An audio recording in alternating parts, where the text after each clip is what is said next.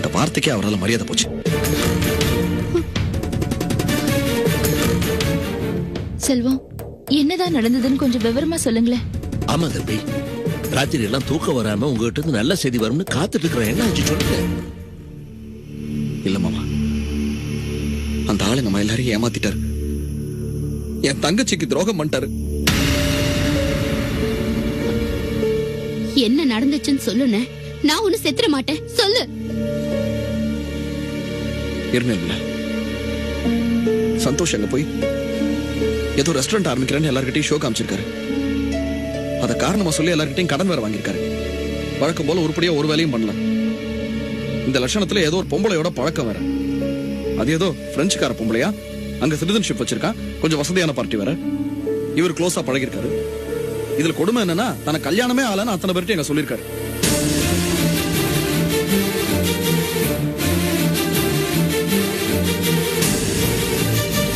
அதை விட அசிங்கமான விஷயம், அவ்வளவு க்ளோஸா பழகிருக்காரு அந்த பொம்பளையோட.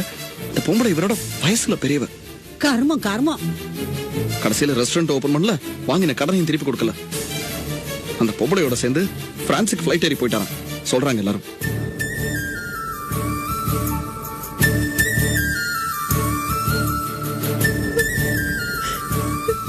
கடவுளே, நான் என்ன பண்ணுவேன்? இப்படி வரிசையா என் பிள்ளைங்க வாழ்க்கையில விளையாடிட்டு இருக்கிறீங்க. நான் என்ன பாவம் பண்ணுனேன்? அடியே நிர்மலா, ஏண்டி உன் பொழப்பு இப்படி ஆயிப்போச்சு?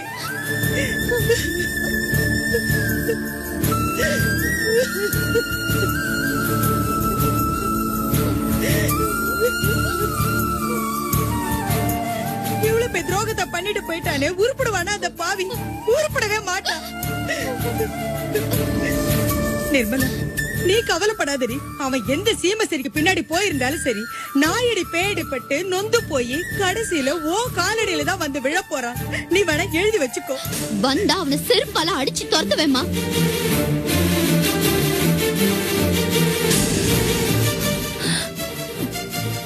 நிர்மலா, அப்படியெல்லாம் பேசாதம்மா.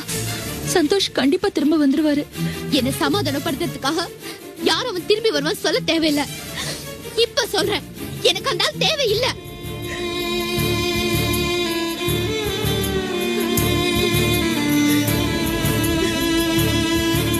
நிர்மலா, ஏமா இப்படி எல்லாம் பேசுற? நான் உறுதியா சொல்றேன், அவன் திரும்பி வந்தாலும் இனிமே என் வாழ்க்கையில இடமே கிடையாது.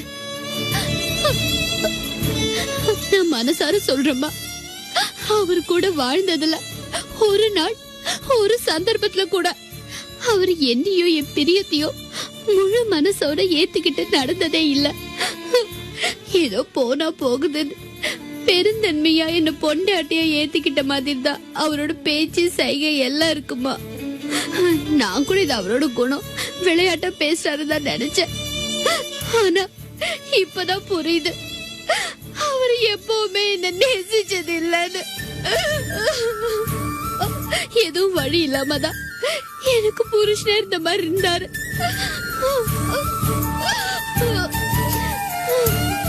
ஒரு குடிகாரன், முட்டாள், முரட, இப்படி யாரு கூட வேணாலும் பெரிய இருந்துச்சுன்னா அட்ஜஸ்ட் பண்ணி வாழ்ந்துடலாமா.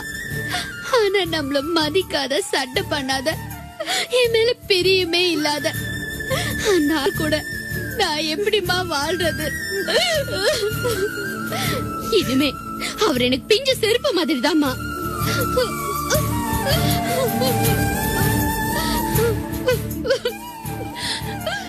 வேண்டாம் நிர்மலா, நீ ஏதோ கோபத்துல பேசுற. ஆமா அண்ணி, நான் கோபத்துல தான் பேசுறேன். ஆனா கோபம் வடிஞ்சு போனாலும் இப்ப நான் சொன்னதை எப்பவுமே, இனிமே அந்த ஆளு ஒருவேளை திரும்பி வந்தா கூட அவரை நான் துரத்தி அடிச்சிருவேன். நிர்மலா, உனக்குன்னு வயசு இருக்குமா? திடீர்னு எந்த முடிவும் எடுக்காத. சந்தர்ப்பம், சூழ்நிலை எது வேணாலும் நடக்கலாம். போ கிளவி, இந்த குழந்தை அவரோட தானே. ஒரு நாளாவது நமக்கு பிறக்க போற குழந்தைய அப்படி வளர்க்கணும், இப்படி வளர்க்கணும் என்னைக்கா சொல்லிருப்பாரா? அப்படிப்பட்ட மனுஷன் அவரு. இனிமே அந்த ஆளை நினைச்சு நான் அழறதாவே இல்ல.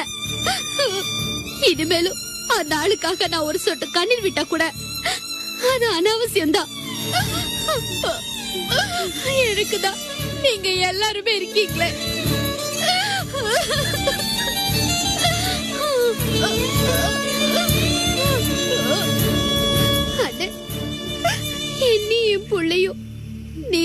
காப்பாத்தணும். உன்னை விட்டு எங்களுக்கு வேற கதை இல்ல. என்ன வார்த்தை பேசிட்டேம்மா? உன் வாயால இப்படி ஒரு வார்த்தை வரலாமா? நிர்மலா, இது உன் வீடு. இந்த வீட்டுல அம்மா எப்படியோ நீயும் அதே மாதிரி தான். நீ எதுக்கும் கவலைப்படாதம்மா, உனக்கு நான் இருக்கேன். செல்வா இருக்கான்.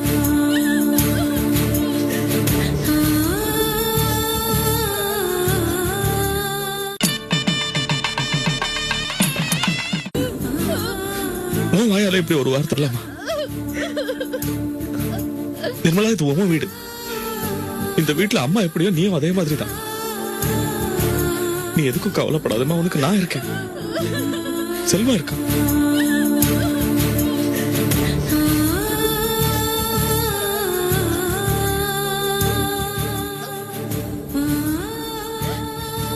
உனக்கு என்ன குறைச்சல்? நீ படிச்ச பொண்ணுமா? இப்ப உனக்கு தேவையில்லை ஒன்னே ஒண்ணுதான். சொந்த கால்ல நம்மளால நிக்க முடியுங்கிற தைரியம். அதுதான் உனக்கு வேணும். புரியுது? மத்தபடி இப்ப நீ சொன்ன மாதிரி உனக்காக இந்த வீட்டுல எல்லாரும் இருக்கோம்மா.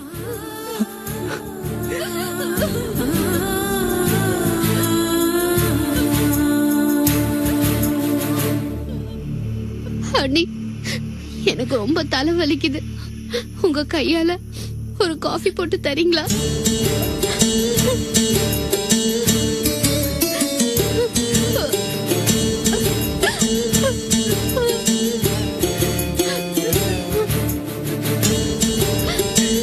அம்மா,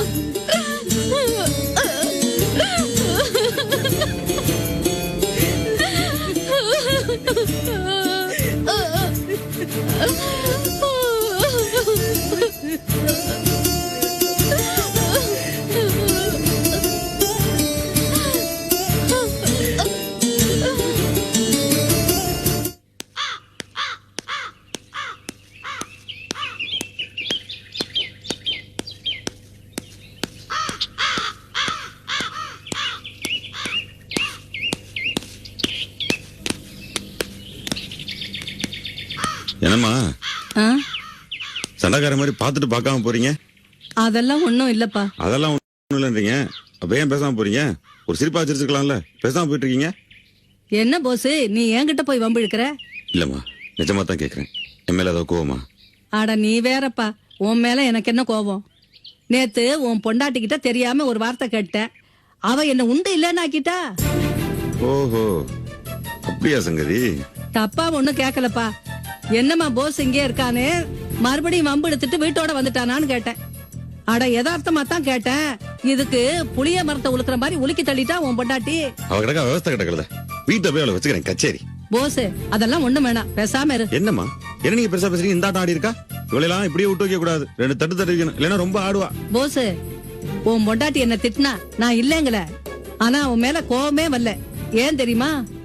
உன் மேல அவளுக்கு இருக்கிற பாசம் தான் எனக்கு பெருசா தெரிஞ்சதுப்பா.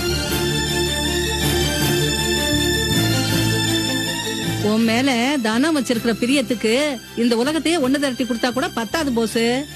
அவ விஷயத்துல நீ ரொம்ப கொடுத்து வச்சவன். உலகத்துல எந்த பொம்பளையும் இந்த அளவுக்கு புருஷன் மேல பிரியத்தை வெறியா வச்சிருக்க மாட்டா. நான் வரேன் போஸ், நீ பாட்டுக்கு அவளை போய் திட்டிக்கிட்டு தெரியாத.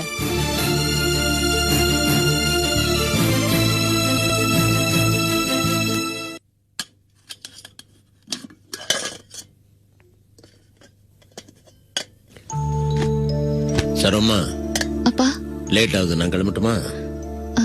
நான் உங்களுக்கு தோசை சுட்டு தரட்டுமா? வேணாமா, சாப்பிடணும் போல இல்ல.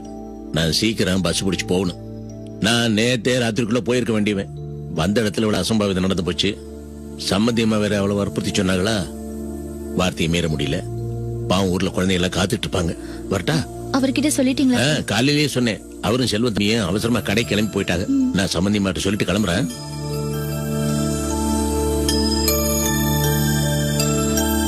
சம்மந்தியம்மா, அப்ப நான் வரட்டுங்களா? நேரமாவது. நான் வரமா, கவலைப்படாதீங்க, எல்லாம் சரியாயிரும். வரமா பாட்டிமா, நான் வரமா? சரிங்க ஐயா.